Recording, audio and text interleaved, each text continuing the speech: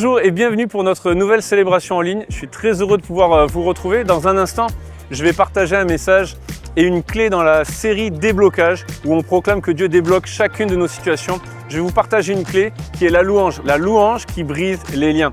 Avant cela, je vous invite, et du coup sans transition, à célébrer Dieu et à louer notre Dieu avec toute l'équipe de Momentum Music. Que Dieu vous bénisse. Dis à ton voisin, ça va être bien ce moment. On va chanter, on va proclamer, on y va tout le monde. Allez, on tape des mains. Hey! Woo! Est-ce qu'il y a de la joie dans ce lieu?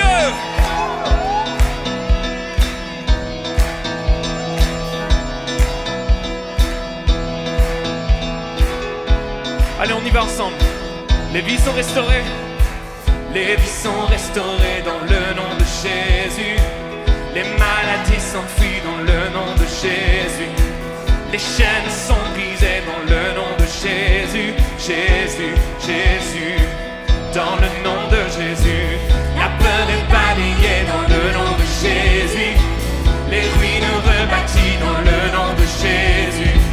L'espoir est retrouvé dans le nom de Jésus. Jésus, Jésus, dans le nom de Jésus. Jésus est le chemin, la vérité, la vie. Sa parole est certaine. Il est le grand je suis. Jésus est le chemin, la vérité, la vie. Il est toujours le même. Il est la vie. Oh, oh, oh, oh, oh, oh. Il est la vie. Oh, oh, oh, oh, oh, oh. Il est la vie. Hey, on y va. Le péché est vaincu dans le nom de Jésus. La mort est engloutie dans le nom de Jésus. La victoire est à nous dans le nom de Jésus. Jésus, Jésus, dans le nom de Jésus. Jésus est le chemin, la vérité, la vie. Sa parole est certaine. Il est le grand je suis. Jésus est le chemin, la vérité, la vie. Il est toujours le même. Il est la vie. Yeah. Oh, oh, oh, oh, oh, oh. Il est la vie. Oh, oh, oh, oh, oh, oh. Il est la vie. Oh, oh, oh, oh, oh, oh. Il est la vie. Oh, oh, oh, oh, oh. Il est la vie, Jésus. Jésus est le chemin, la vérité, la vie. Sa parole est certaine. Il est le grand je suis. Jésus est le chemin, la vérité, la vie. Il est toujours le même. Il est la vie. Oh! Jésus est le chemin, la vérité, la vie. Sa parole est certaine. Il est le grand je suis. Jésus est le chemin, la vérité, la vie. Il est toujours le même. Il est la vie. Yeah. Oh, oh, oh, oh, oh, oh. Il est la vie. Oh, oh, oh, oh, oh, oh. Oui, il est la vie. Oh, oh, oh. Tu es la vie, Seigneur. Il est la vie. Oh, oh,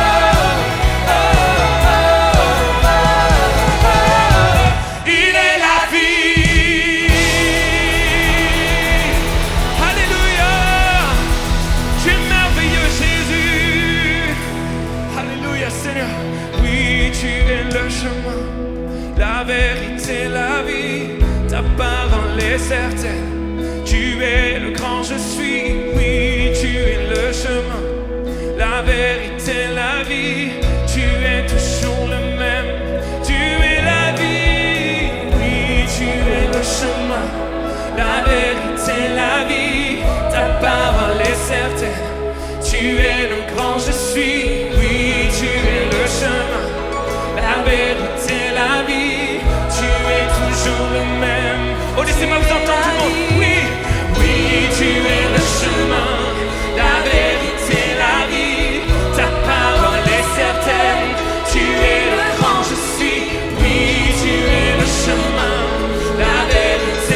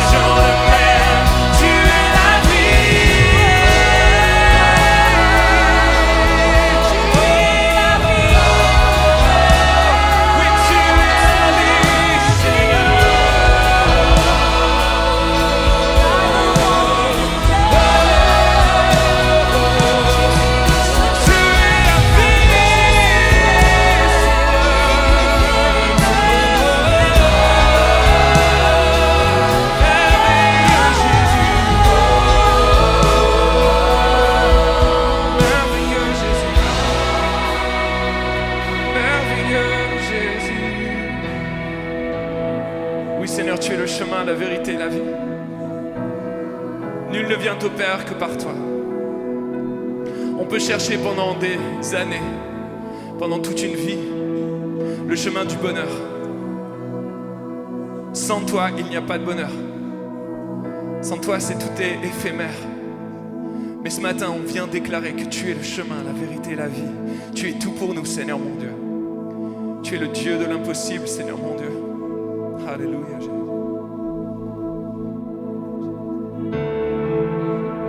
Oh Église, ce matin, on va déclarer que notre Dieu est le Dieu de l'impossible.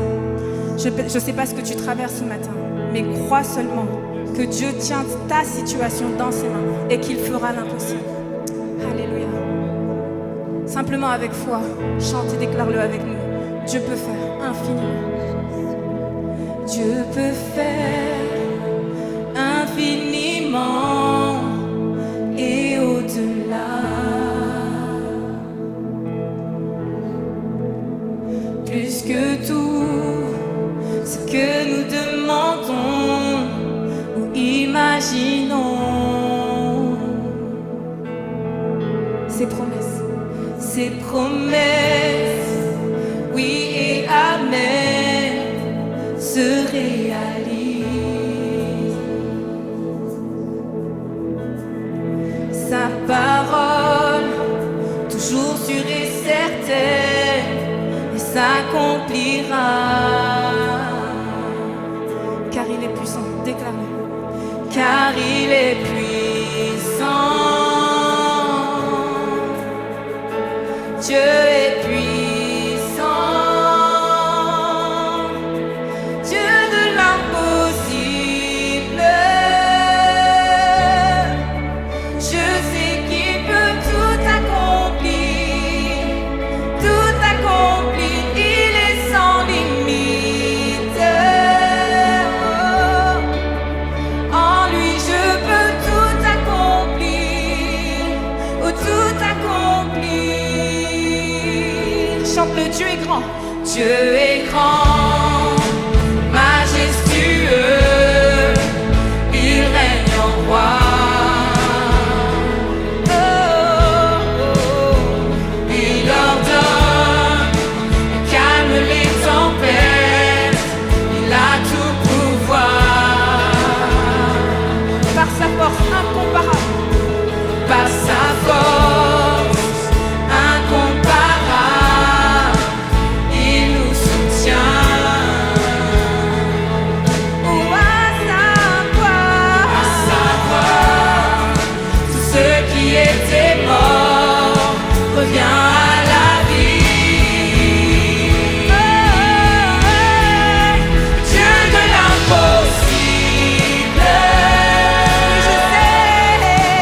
Je sais qu'il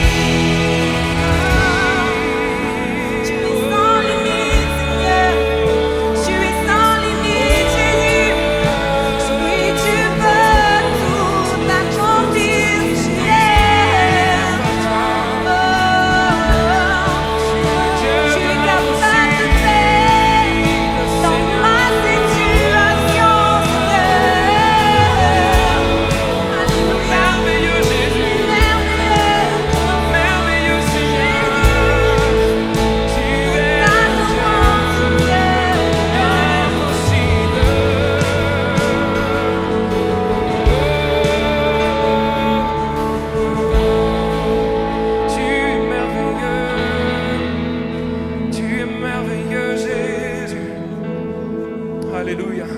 Si tu crois que Dieu est le Dieu de l'impossible, est-ce que je peux entendre un cri de joie ce matin? Est-ce que je peux entendre un cri de victoire? Est-ce qu'on peut donner une ovation à Jésus, le Dieu de l'impossible? Avant de vous asseoir, dites à 2-3 personnes autour de vous, bonjour, et tu chantes tellement bien.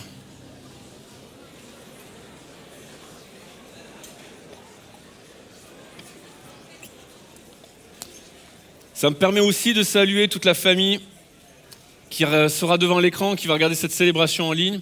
On est heureux de pouvoir, dimanche après dimanche, être ensemble, physiquement, à Bordeaux, à Bruxelles, à Paris, ou sans frontières et devant un écran. Est-ce qu'on peut se transformer en comité d'accueil et accueillir toutes les personnes qui vont suivre cette célébration, s'il vous plaît?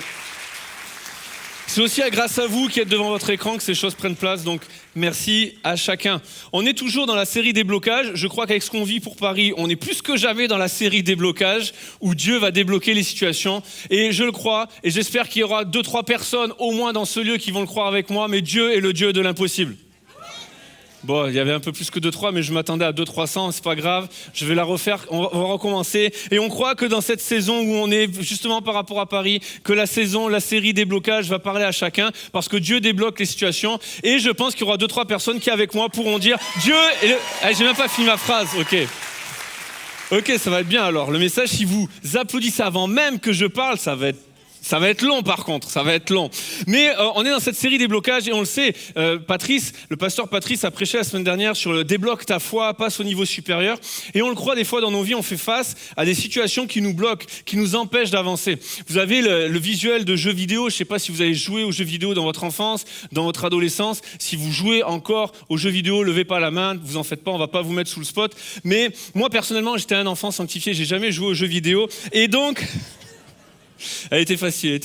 Mais pourquoi on a mis ce visuel? C'est parce que souvent dans les jeux vidéo, tu sais, tu as un niveau et puis tu es bloqué et il faut que tu débloques ce niveau pour passer au niveau supérieur. Et en fait, c'est simplement une image de nos vies où bien souvent, on a l'impression d'avoir fait le tour de tout ce qu'on devait vivre dans cette saison. On a fait le tour de tout ce qu'on devait vivre dans cette situation et on est languissant de passer à l'étape supérieure et il faut qu'il y ait un déblocage. Il faut qu'il y ait quelque chose qui se passe. Des fois, on essaye d'avancer et on espère quelque chose, on attend quelque chose, il y a la promesse de quelque chose, mais on est bloqué et on n'arrive pas à y accéder. Et je le crois, Dieu est celui qui débloque les situations. Dieu est celui qui est capable, aujourd'hui, de débloquer et de faire tomber les murs qui t'empêchent d'avancer. Parce qu'en fait, Dieu est capable de faire des miracles. Bon, je m'attendais à ce qu'il y ait 2-3 qui le croient, mais en tout cas, Dieu est le Dieu des miracles. Et lorsque tu as besoin d'une situation où tu fais face à une impossibilité et tu attends désespérément un miracle de la part de Dieu, une intervention divine, tu es au bon endroit, tu es avec la bonne personne. C'est pas moi, c'est Dieu. Dieu est le Dieu des miracles. Dieu est celui qui débloque les situations. Jésus est celui qui a dit « Rien n'est impossible à Dieu ». Et j'ai vérifié dans le grec. Littéralement, le mot « rien », c'est « rien ». Alors dis à 2-3 personnes au moins autour de toi, rien n'est impossible à Dieu. Au moins 2-3 personnes, 2-3 rangées. Et en fait, vous savez, à l'église, vous entendez parfois la notion des phrases ADN, des pensées, des phrases qui sont dans l'ADN de l'église. Tout est possible, vous l'entendez assez souvent. La vie est dans le mouvement, vous l'entendez assez souvent. Et en fait, il y a plusieurs comme ça. Et une des phrases qui est chère à notre cœur, pas parce que c'est joli de le dire, mais parce qu'en fait, c'est une réalité, c'est une culture qu'on veut développer en tant qu'Église. C'est la gratitude précède le miracle. Tu attends un miracle, tu veux un miracle, il y a quelque chose qui le débloque, c'est la reconnaissance, c'est la gratitude, c'est la louange, c'est l'adoration. Et en fait, ce matin, on va parler de la louange. On va parler de la puissance, plus exactement, de la louange. En fait, vous n'avez pas conscience que les 20 minutes qui viennent de passer, ou peut-être un peu plus, eh bien, c'est pas juste un temps de chant, c'est pas juste un temps de chant avec de la musique. C'est une véritable bombe dans le monde spirituel. Il y a une puissance dans la louange. C'est bien plus qu'on est là et on chante et on se réjouit avec une belle équipe qui a bien fait ça, qui a bien répété. Non, la louange a une puissance. David pouvait dire « Je m'écrie, loué soit l'Éternel ». Et je suis délivré de tous mes ennemis. Et j'ai vérifié aussi dans l'hébreu, littéralement dans tout, c'est tous tes ennemis. Dis-le à ton voisin, je m'écris, loué soit l'Éternel et je suis délivré de tous mes ennemis. Essaye de le dire sans postillonner, s'il te plaît. Mais il y a une puissance dans la louange. Il y a une puissance véritablement, spirituellement, dans la louange. Et c'est pour ça que ce matin, on va parler de la louange qui brise les liens.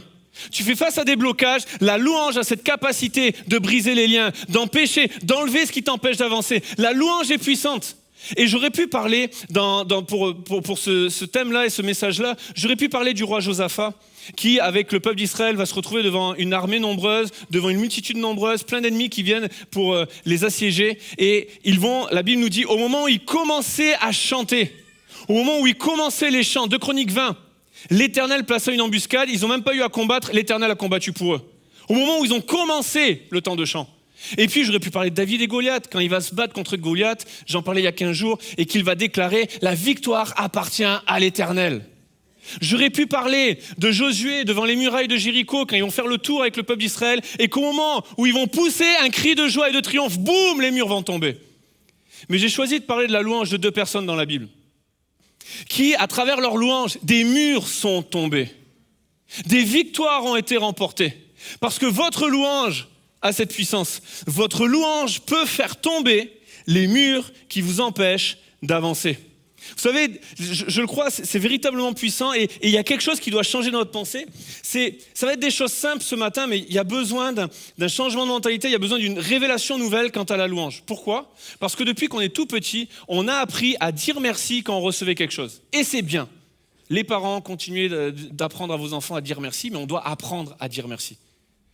Et du coup, ça reste dans notre ADN chrétien où on dit merci à Jésus quand il nous a donné quelque chose. Mais j'aimerais vous dire, c'est une bonne chose. Mais la louange, c'est bien plus grand que ça. La louange, elle brise les liens. La louange, elle a cette capacité de faire tomber les murs qui t'empêchent d'avancer. En fait, il y a le peuple d'Israël qui l'image tellement bien. Et Moïse, avec 400 ans d'esclavage, Dieu envoie Moïse et puis ils sortent du pays d'Égypte. Et au moment où ils sortent du pays d'Égypte, certains vous connaissez un peu l'histoire, sinon je fais le contexte très rapide. Ils sortent du pays d'Égypte, ils sont coursés par l'armée de Pharaon et ils se retrouvent bloqués par la mer Rouge. Et au moment où ils se retrouvent bloqués face à la mer Rouge, tout le peuple d'Israël, il y a tout son ADN français qui remonte. Et là, il râle et il murmure contre Moïse. Ça servait à quoi qu'on parte de là-bas pour se mourir devant la mer Rouge ? Et puis Dieu débloque les situations, oui ou non ? Dieu fait des miracles et Dieu ouvre la mer Rouge. Le peuple passe à travers la mer Rouge et de l'autre côté, ça danse, ça chante tambourin et c'est magnifique. J'aimerais vous dire bon chant, mais mauvais moment. La louange aurait été tellement puissante devant la mer Rouge et devant le blocage.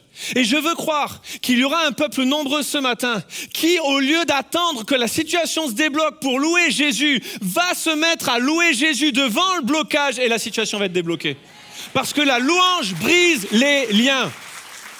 Les 2 personnes dont j'aimerais parler, c'est dans Acte 16, c'est Paul et Silas. Certains vous aviez trouvé, je le vois dans vos yeux, je lis dans vos têtes, vous aviez trouvé 2 personnes, les murs qui tombent, Paul et Silas dans leur prison. Acte 16, rapidement, le contexte, c'est qu'ils obéissent à l'appel de Jésus et après avoir obéi à l'appel de Jésus, voilà qu'ils se retrouvent en prison. Et dans la prison, ils vont développer cette louange et les murs de la prison vont tomber. Et en fait, pourquoi je parle de cette histoire et pourquoi j'aimerais nous attarder, pourquoi je parle aussi du fait qu'il y a quelque chose qui doit changer dans notre façon de penser, c'est aussi qu'il faut être honnête, chacun les uns avec les autres. Ce sera toujours plus facile, je l'ai noté comme ça, il sera toujours plus facile de trouver des raisons pour ne pas louer que les raisons pour louer. Honnêtement, quand tu te retrouves dans une prison, tu as toutes les raisons de ne pas louer. Humainement, ça se comprend, c'est OK avec ça. C'est normal, c'est humain, c'est légitime. Mais Paul et Silas, quand ils se retrouvent dans la prison, regardez ce qui est dit, Acte 16, 23. Après qu'on les eut chargés de coups, ils les jetèrent en prison en recommandant au geôlier de les garder sûrement. Et le geôlier, ayant reçu cet ordre, les jeta dans la partie la plus reculée de la prison, leur attacha les pieds, et vers le milieu de la nuit, Paul et Silas priaient et chantaient les louanges de Dieu. Il y a quelque chose de puissant dans ce texte. Mais comprenez que Paul et Silas, dans la prison, auraient eu toutes les raisons de dire « Seigneur, c'est pas juste ». Dans l'histoire de ce projet, dans le contexte de cette histoire, Paul a déjà fait un premier voyage missionnaire où il a implanté des églises. Puis il veut faire un deuxième voyage missionnaire où il va encourager ses premières églises. Et là, dans ce deuxième voyage, il part avec Silas, il accomplit cette mission Et à la fin, il veut aller plus loin. Il veut que d'autres villes entendent parler de Jésus. Donc, premier projet, il projette d'aller dans un endroit, le Saint-Esprit lui dit non. Il projette d'aller dans un second endroit, le Saint-Esprit lui dit non. Et là, pendant la nuit, il reçoit une vision, celle d'un Macédonien, qui lui dit « Passe en Macédoine, viens et secours-nous ». Et là, Paul en conclut que Dieu veut l'amener en Macédoine, de l'autre côté, en Europe. Et là, première ville où il se rend, c'est Philippe. Et là, il y a quelque chose qui commence à prendre place, mais très vite, il y a l'opposition et il se retrouve en prison, chargé de coups, roué de coups. Comprenez, Paul et Silas, à ce moment-là, ils auraient eu toutes les raisons de râler, de murmurer, de dire « Seigneur, c'est pas juste, on t'a obéi. Moi, c'est pas le projet initial, Seigneur. Moi, j'avais pas voulu aller à Philippe. J'avais pas prévu de me rendre là-bas. C'est toi qui m'y amènes et regarde, maintenant, je suis en prison. » Ils auraient pu dire au Seigneur « C'est de ta faute. C'est toi qui m'as conduit là-dedans. Alors maintenant, débloque la situation, débloque les murs, brise les liens. » Ils auraient eu toutes les raisons de ne pas louer. Mais au milieu de la nuit, Paul et Silas priaient et chantaient les louanges de Dieu. Plutôt que de chercher et trouver rapidement les raisons pour ne pas louer Dieu au sein de leur prison, ils ont trouvé toutes les raisons de louer leur Seigneur. Et j'aimerais te dire, je ne sais pas quel blocage, quel est le nom de ta prison, parce que physiquement on n'y est pas si on serait pas là, mais quelle est la prison qui t'enferme, quels sont les blocages qui font face dans ta vie. J'aimerais te dire, trouve les raisons ce matin de louer Jésus, parce que c'est cette louange qui va briser les liens, c'est cette louange qui va te libérer, c'est cette louange qui va accomplir le miracle et te débloquer dans ta situation. Paul et Silas priaient et chantaient les louanges de Dieu. Et en fait, ce qui est puissant avec la louange, et c'est ça qu'on doit comprendre, c'est que ça nous connecte à une réalité plus grande que celle qui est sous nos yeux.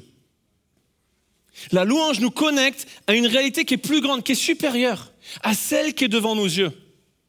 En fait, j'aimerais l'imager, c'était la rentrée, je pense que tous les parents, on était très heureux de voir nos enfants retourner à l'école, on va pas se le cacher. Entre tout, ouais, amen, ouais, on peut le dire. Vraiment, c'était un temps de soulagement. Ça fait du bien de le dire, sans culpabilité. Les parents, vous avez le droit de dire amen. Allez-y, sans honte, sans condamnation, sans culpabilité. Amen, c'était bien lundi, hein. On a aimé ce moment. Voilà, ça c'est fait. Mais ils reviennent, c'est ça le problème. Ils rentrent à la maison le soir. Mais en tout cas, on était contents de la rentrée des classes. Et ce matin, je vais vous amener tous dans le beau royaume des mathématiques pour vous faire comprendre le point qui suit. C'est pas une blague, j'y vais, mais vraiment, vous n'avez pas idée avec quel plaisir. En fait, vous avez appris au collège, on a essayé de vous apprendre à résoudre des équations du second degré, les polynômes du second degré. Je vois, ça vous parle. AX carré plus BX plus C égale 0. On vous a appris ça. Et pour résoudre cette équation, eh bien, il faut calculer le discriminant. Vous vous souvenez ? Le discriminant, c'est B carré moins 4AC.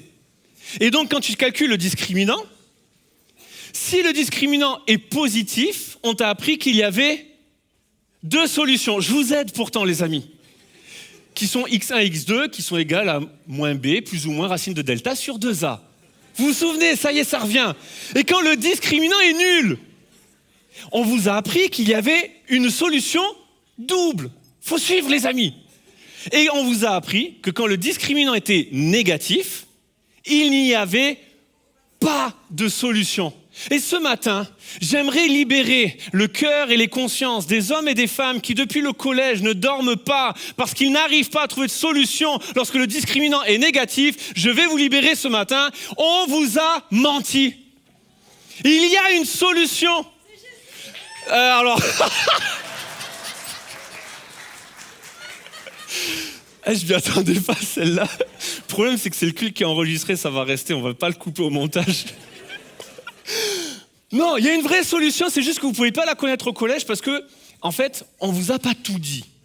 On vous a caché une partie de la vérité. En fait, on vous a appris à résoudre cette équation avec les nombres réels, les nombres que tout le monde connaît et tout le monde utilise. Ou presque tout le monde, d'après vos regards. Mais en fait, dans le corps des nombres réels, quand le discriminant est négatif, il n'y a pas de solution. Parce qu'un carré ne peut pas être négatif. Par contre, dans le corps des nombres complexes, tout est dans le nom, il y a plus de nombres et il y a une réalité qui s'ouvre. Dans le corps des nombres complexes, quand le discriminant est négatif, tu as deux solutions quand même, parce qu'un carré peut être négatif dans ce corps de nombres. Il a d'autres propriétés qui sont plus grandes que dans le corps des nombres réels. C'est beau, hein ? Mais en fait, c'est quelque chose qu'on doit appliquer à notre foi. Quand tu loues Dieu, tu ouvres ta perspective et ta foi et tu fixes tes yeux, tes regards et ta foi, non pas sur la réalité qui est devant tes yeux, mais sur celle qui est au ciel. Donc quand tu es sur la terre et que ta prison c'est la maladie et que tu fixes tes yeux sur la réalité du ciel en louant le Dieu qui guérit, tu mets ta foi non pas sur ta maladie, mais sur la guérison qui est accessible en Jésus. Lorsque tu fais face à des blocages, les amis, vous êtes en train d'applaudir des mathématiques. Et donc, lorsque tu loues Dieu, tu ouvres ton cœur, tu ouvres ta perspective à une réalité qui est plus grande que la tienne, c'est celle du ciel. Moi, dans ma problématique et dans ma réalité, il y a des blocages, il y a des impossibilités, il y a des choses qui ne vont pas, il y a de la maladie, il y a des cœurs brisés, il y a des échecs dans le passé, il y a des douleurs, il y a des liens, il y a des addictions. Mais lorsque je loue Dieu, qui reste toujours le même, il est le chemin, la vérité et la vie. Il reste toujours le même, hier, aujourd'hui, éternellement. Jésus n'a pas changé, il reste le même. Et lorsque je loue Dieu, j'ouvre mon cœur à une perspective qui est plus grande que mes problèmes. J'ai un Jésus qui libère les captifs, qui délivre les opprimés, qui guérit ceux qui ont le cœur brisé. Il est capable de sauver, de pardonner. Il est capable de donner un avenir rempli d'espérance. J'ouvre mon cœur à une réalité qui est plus grande. Et ça, c'est la louange qui fait ça. La louange nous ouvre à une réalité qui est plus grande. Paul est dans sa prison, mais il fixe ses yeux sur une réalité qui est plus grande.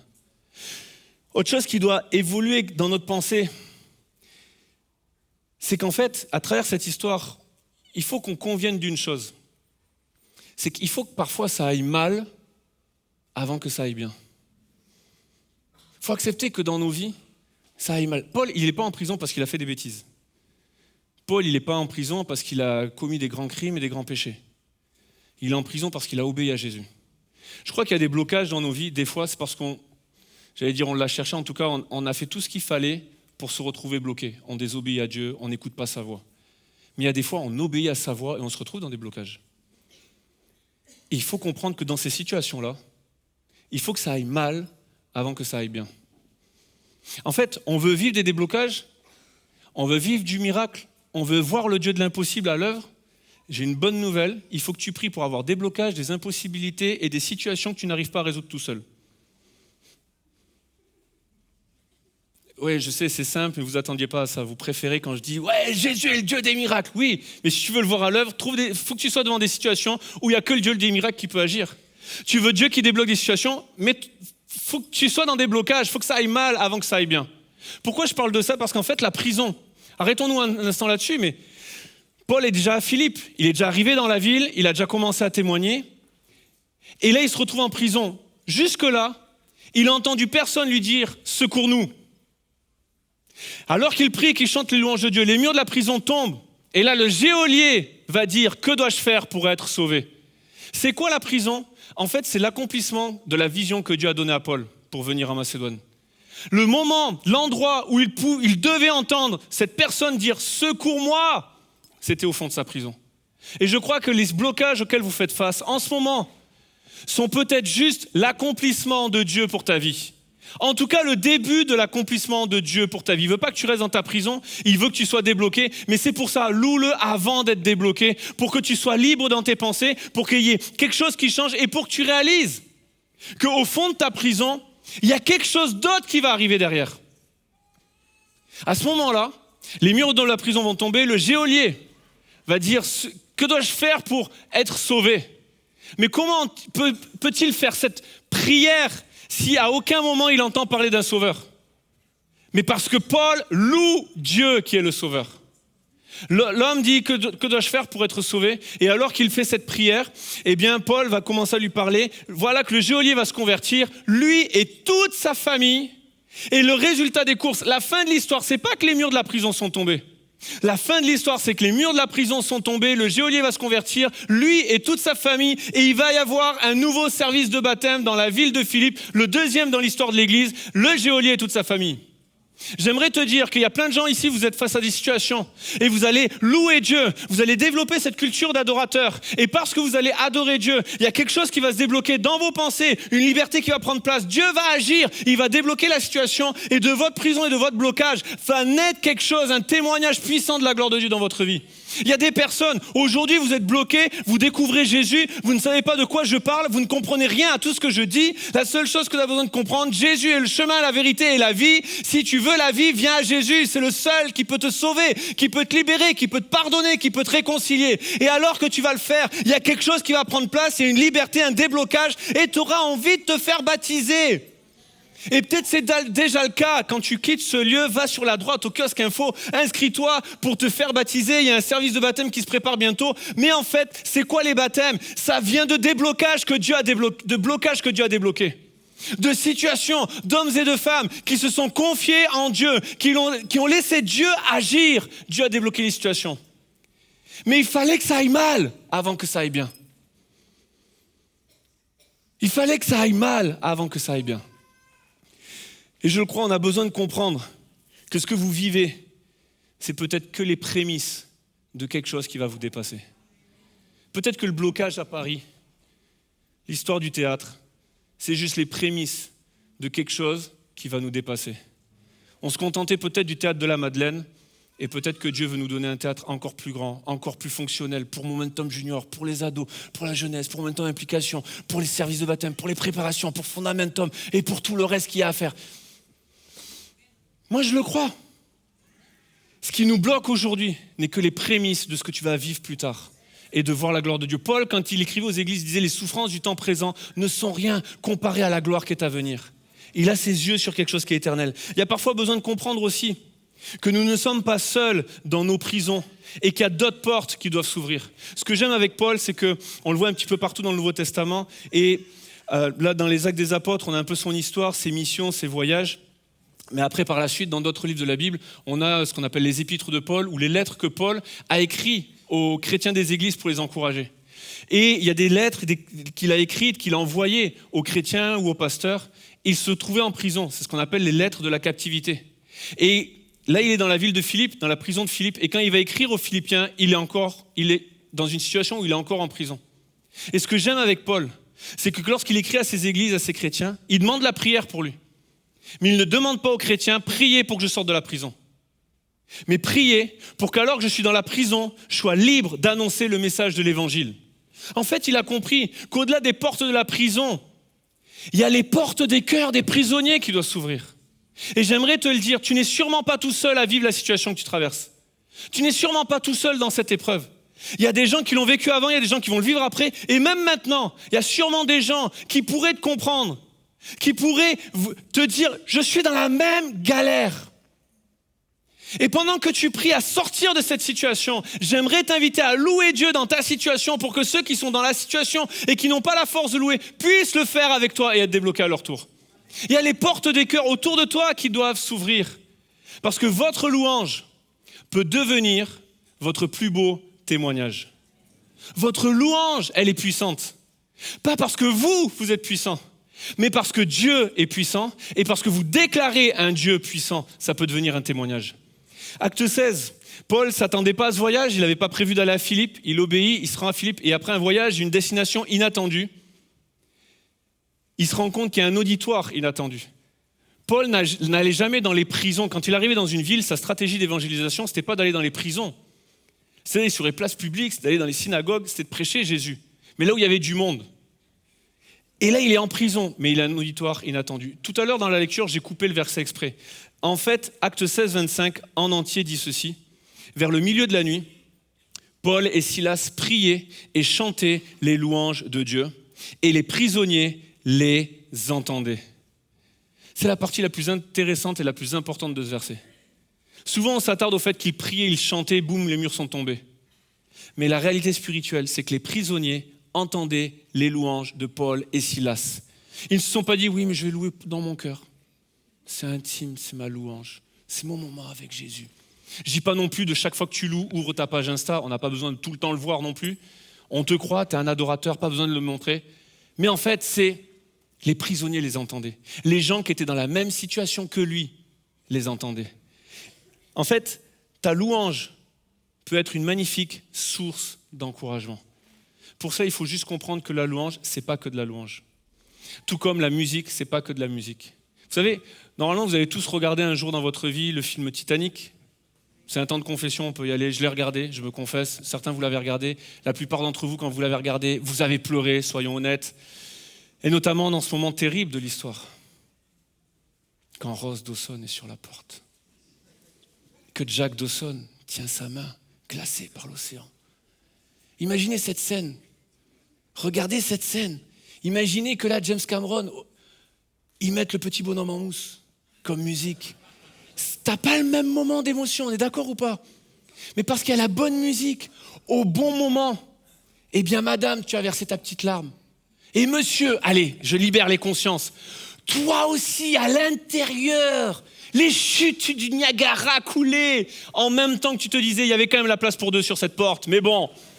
Mais parce qu'il y avait la bonne musique, au bon moment, avec la bonne intensité qui arrive crescendo, au moment où elle est là, ils se disent au revoir.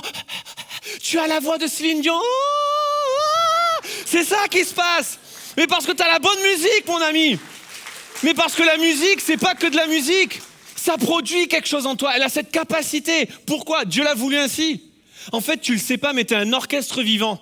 Quand tu prends tes deux mains, tu remplaces une batterie. Tu remplaces pas le batteur Nathanaël Lebronec, mais tu remplaces une batterie. Tes poumons, c'est des instruments avant. Ta voix, c'est des cordes vocales. Ça fait pas la mélodie d'une guitare, peut-être tout le temps, mais t'es un instrument, t'es un orchestre, à toi tout seul. Dieu a désiré ces choses. La musique, c'est pas de la musique. Et la louange, c'est pas que de la louange. Le temps que nous avons vécu tout à l'heure n'est pas un temps que nous mettons spécialement en place à l'église Momentum pour que pendant 15, 20, 25 minutes, tous les retardataires puissent arriver, pour que quand le prédicateur arrive, il y a l'auditoire, il y a personne qui est dans l'auditoire en train de bouger, d'arriver en retard. Non! On fait ce temps parce que tout le monde est déjà là et parce qu'on loue Dieu, parce que c'est pour lui qu'on se rassemble, c'est lui qu'on honore et c'est pour lui qu'on est venu. C'est ça la réalité.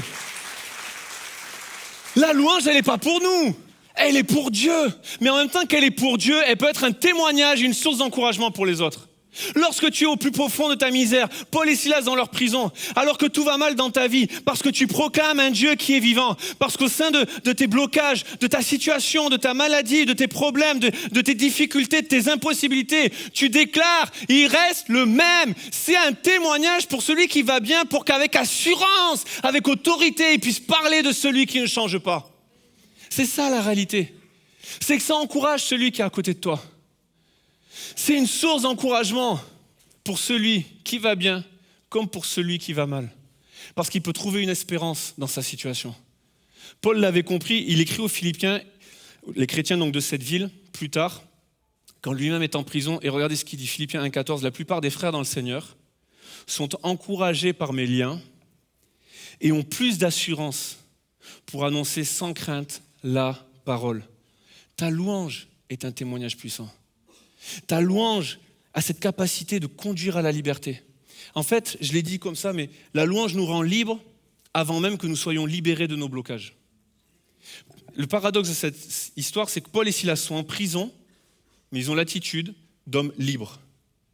Et de l'autre côté de la porte, il y a un homme qui vit en dehors de la prison, mais qui est esclave du péché et de tout ce qui règne dans sa vie. Et en fait, je le crois, la louange crée, le premier déblocage qu'elle crée, c'est dans nos pensées. Parce qu'elle fixe nos yeux sur une réalité qui est plus grande. Elle fixe nos yeux sur l'éternité. En fait, je l'ai dit, la louange conduit à la liberté, car elle place nos yeux et notre foi sur la vérité, sur ce qui est éternel et non passager, sur ce qui est céleste et non terrestre. C'est pour ça que Paul, dans sa prison, toujours quand il écrit aux Philippiens, il dit « Car Christ est ma vie, et mourir, c'est gagner. » Mais qui peut dire, quelqu'un d'humain, sensé, ne peut pas dire ça. Et Paul n'est pas suicidaire, il n'est pas dépressif, il n'est pas en burn-out quand il est en prison. Il encourage, et l'épître de Paul aux Philippiens, c'est une des épîtres, on l'appelle parfois l'épître de la joie. Tellement il parle de se réjouir, il y a la joie qui ressort de cette épître, elle est magnifique. Et pourtant il est en prison, le gars. Mais il dit, Christ, c'est ma vie. Mourir, c'est gagner. Parce qu'en fait, ses yeux sont sur l'éternité. C'est pour ça qu'il dit, il n'est pas complètement déconnecté de la réalité quand il dit les souffrances du temps présent, c'est rien par rapport à la gloire qui est à venir. Il est conscient de ce qu'il vit, il est conscient de sa réalité, mais sa foi n'est pas basée sur les circonstances, elle est basée sur qui est Dieu. Elle n'est pas basée sur ce que Jésus fait, elle est basée sur ce que Jésus est. Alors, indépendamment des circonstances, en étant très connecté à la vie réelle et aux souffrances présentes et au fait qu'il est en prison et attaché aux pieds, il loue Dieu et il connecte sa foi, sa vie, son âme à une réalité qui est plus grande. Quelque chose qui n'est pas passager mais qui est éternel. Sur Dieu plutôt que sur les problèmes, sur la fidélité de Dieu dans le passé, sur ses promesses d'avenir plutôt que sur les circonstances du présent, sur les solutions plutôt que sur les problèmes, sur les opportunités plutôt que sur les obstacles. Ça, c'est la louange qui te conduit à cette liberté-là. C'est la louange qui produit ces choses-là. Et je crois qu'on a besoin les uns et les autres de vivre la puissance de la louange. De découvrir ou redécouvrir la louange qui brise les liens dans nos vies.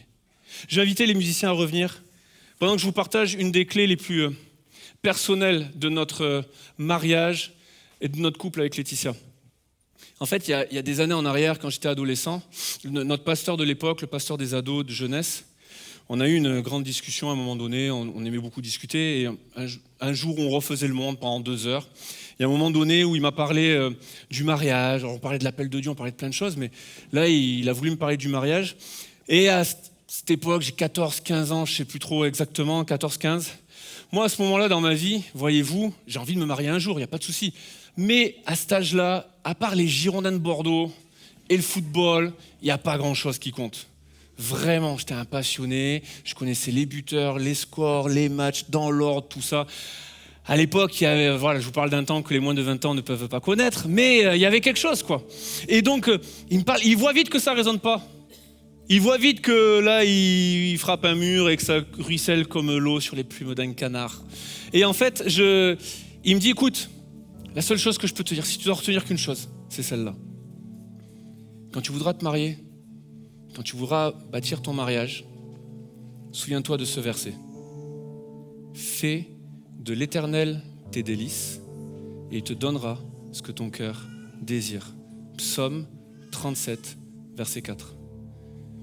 Je le mets dans un tiroir de ma tête et quelques années plus tard, on est à la jeunesse, camp de rentrée de la jeunesse, mes yeux s'ouvrent sur une réalité plus grande et supérieure à celle que je connaissais jusqu'alors. Laetitia. On commence à discuter, on commence à être amis, on commence à grandir dans cette amitié. Évidemment, la question que tout le monde se pose, oui, je suis amoureux d'elle. Et à un moment donné, on est dans une réunion de jeunesse, on est à côté, amis, et j'ai ma Bible sur moi, et elle prend ma Bible. Déjà, juste ça, il fallait que je sois amoureux pour que je la laisse faire. Elle prend ma Bible, elle ouvre ma Bible, elle écrit dans ma Bible, elle ferme la Bible, elle me la donne, et elle me dit, tu liras quand tu rentres à la maison. Et à cet âge-là, et à ce moment-là, j'avais déjà compris la clé du bonheur dans le mariage, obéir à sa femme. Et donc, c'est cadeau, c'est préparation au mariage, c'est tout, c'est cadeau. Et donc, j'écoute, je rentre à la maison, j'ouvre la Bible, et là, elle avait écrit, « Fais de l'Éternel tes délices, et il te donnera ce que ton cœur désire. » Elle avait même la référence, Psaume 37, verset 4. Quand j'ai vu ça, je me suis dit, je crois que c'est elle. Mais ça a été le socle de notre mariage. On l'avait mis sur les faire-part, on le dit à tous ceux qui peuvent l'entendre. C'est devenu le socle, la base, la fondation, le ciment, mettez le mot que vous voulez. Mais en fait, c'est ce qui était le point de départ, le point d'ancrage.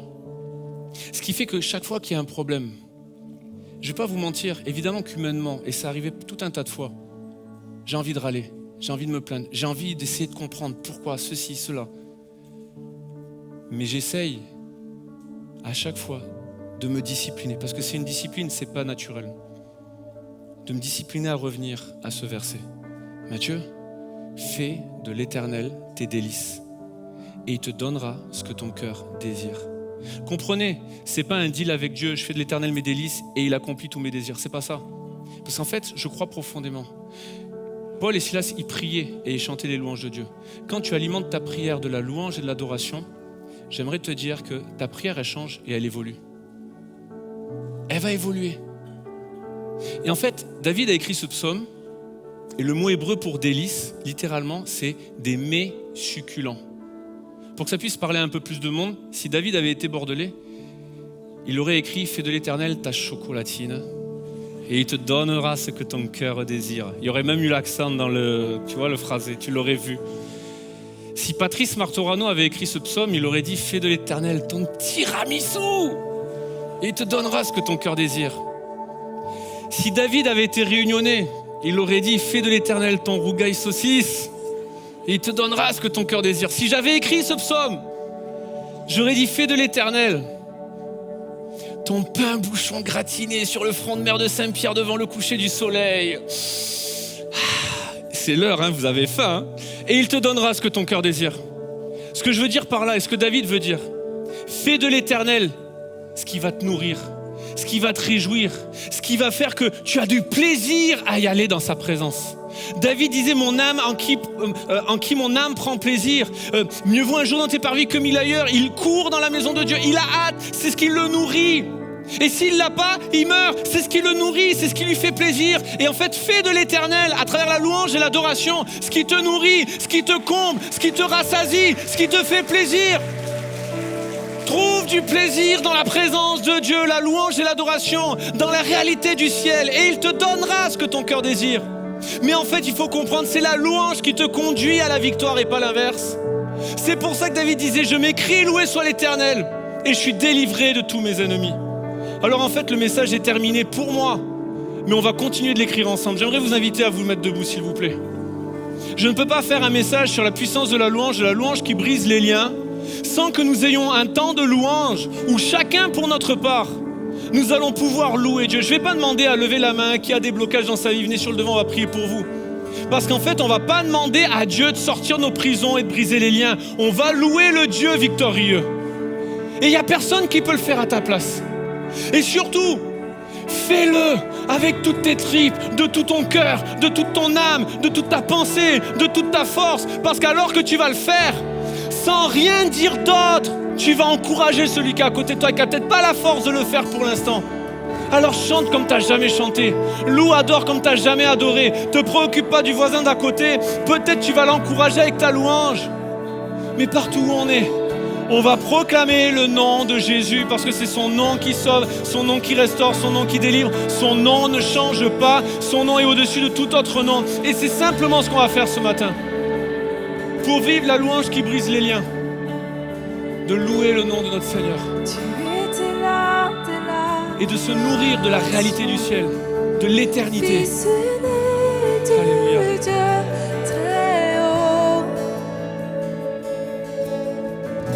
Les mystères de ta gloire révélés entre Christ notre Seigneur.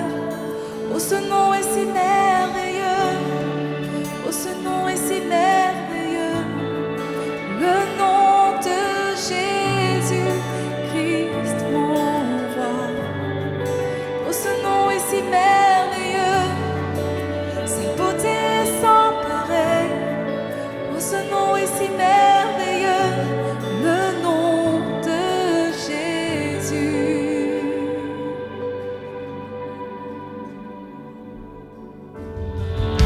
Tu n'as pas voulu laisser sans nous. Alors Jésus, tu es venu.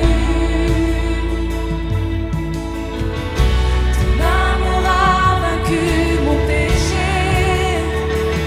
Plus rien ne peut nous séparer. Oh, ce nom est si glorieux.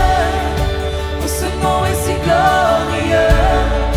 Le nom de Jésus Christ mon roi. Oh, ce nom est si glorieux. Sa beauté est sans pareil. Oh, ce nom est si glorieux. Le nom de Jésus. Oh, ce nom est si glorieux. Le nom de Jésus. Alléluia. Vous savez, alors que nous louons, il y a une réalité qui prend place. C'est que si nos murs peuvent tomber, c'est parce qu'un jour, à la croix, la terre a tremblé, le ciel s'est ouvert et Jésus a pu dire « Tout est accompli ».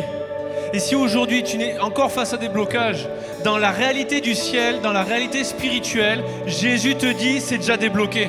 C'est juste une question de temps. Mais loue et adore le Dieu victorieux. N'attends pas d'avoir la victoire. Déclare-le. La terre a tremblé. Le ciel s'est déchiré, désarmant la mort et le péché. La terre a tremblé. La terre a tremblé. Le voile est déchiré. Le voile s'est déchiré. La mort n'a plus d'emprise. La Tu es libre mort parce que et le Jésus a tout accompli à la péché. croix. Déclare-le. Les cieux chantent ta gloire, l'écho de ta victoire, car tu es le roi ressuscité. Tu es sans rival, tu es sans égard. Dieu, tu triomphes à tout jamais. À toi soit levé, à toi soit la gloire. Ton nom surpasse tout autre nom. Oh, ce nom est victorieux. Oh, ce nom est victorieux. Le nom de Jésus-Christ, mon roi. Oh, ce nom est victorieux. Sa puissance est sans pareil. Oh, ce nom est victorieux. Le nom de chante dans l'église. Tu es sans rival.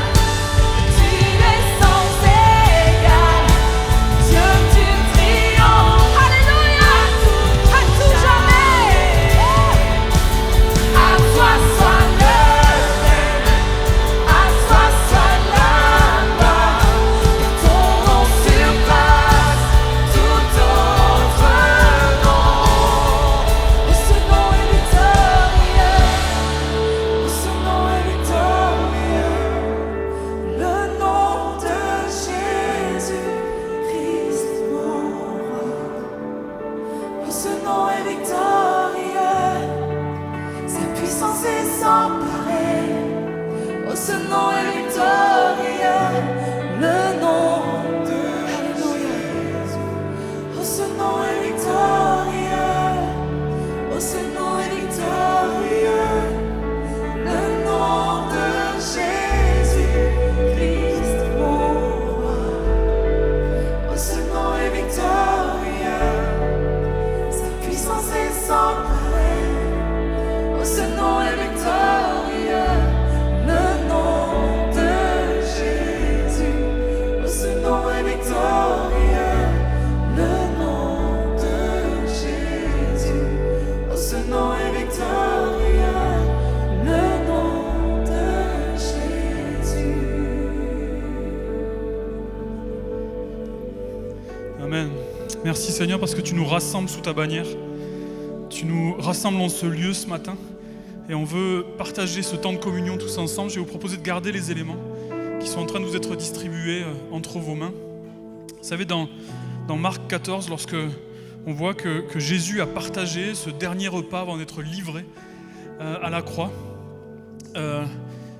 Jésus avec ses disciples sont en train de chanter des psaumes, sont en train de chanter à la gloire de Dieu, sont en train d'exprimer tout l'attachement qu'ils ont au Père.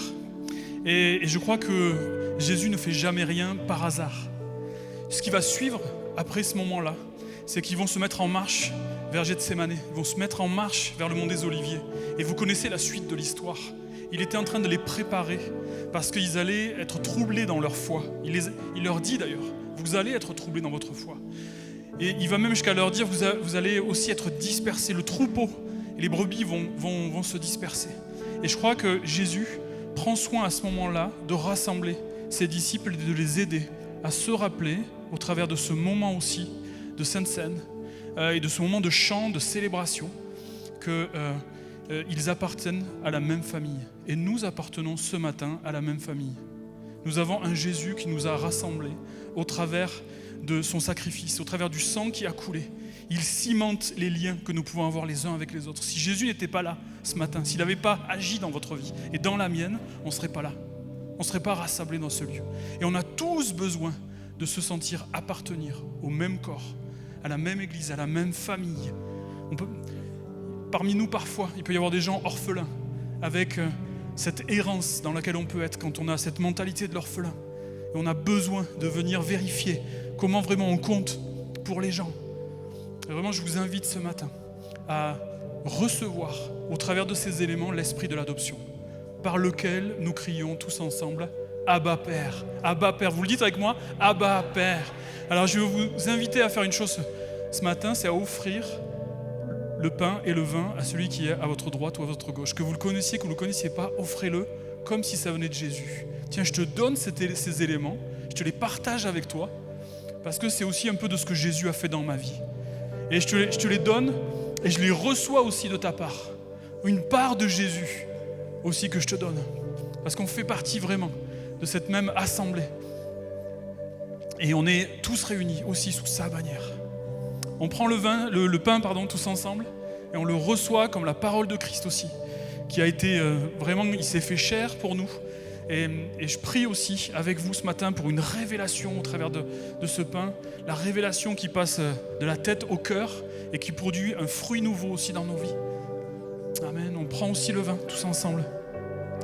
Merci pour ton alliance, Jésus. Merci pour ce sang versé par lequel, Seigneur mon Dieu, nous avons accès librement dans la présence du Père, dans la présence de Dieu.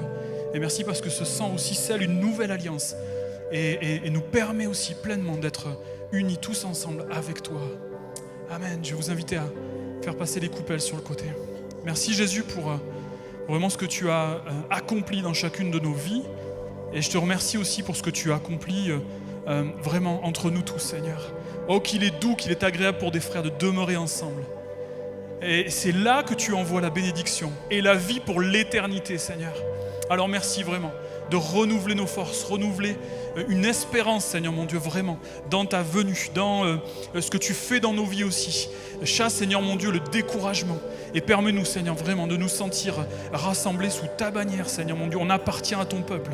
Nous ne sommes plus des enfants errants ça et là, Seigneur mon Dieu, mais vraiment, on est tous ensemble ce matin et on te bénit, Seigneur. On va chanter ce chant qui nous parle des meurtrissures de Jésus, au travers desquels nous avons la guérison. Je vous invite vraiment à le chanter de tout votre cœur et recevoir aussi ce dont vous avez besoin ce matin. Amen. Quand je songe à l'infâme croix où Jésus fut meurtri pour moi, je vois ses mains, ses pieds percés, mon sauveur au bois attaché.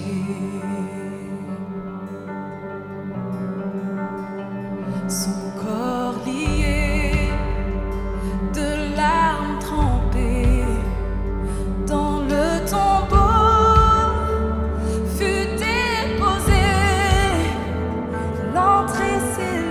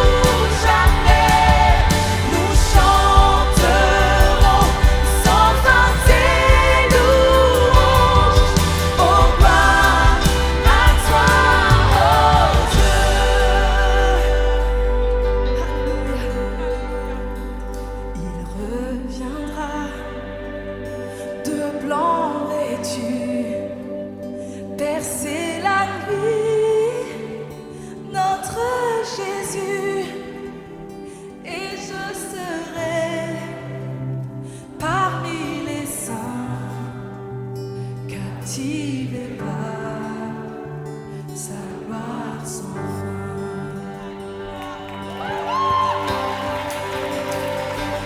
Reviendra de blanc vêtu, bercer la nuit, notre Jésus, et je serai parmi les saints, car tu es là,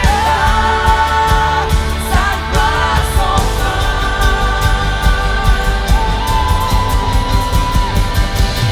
Oh, gloire au nom de notre Seigneur, gloire à son nom, à tout jamais. Nous chanterons sans fin tes louanges. Oh, gloire à toi, oh Dieu. Oh, gloire au nom de notre Seigneur, gloire à son nom, à tout jamais. Nous chanterons sans fin tes louanges. Oh, gloire à toi, oh Dieu. Oh, gloire à toi, oh Dieu. Oh, gloire à toi, oh Dieu.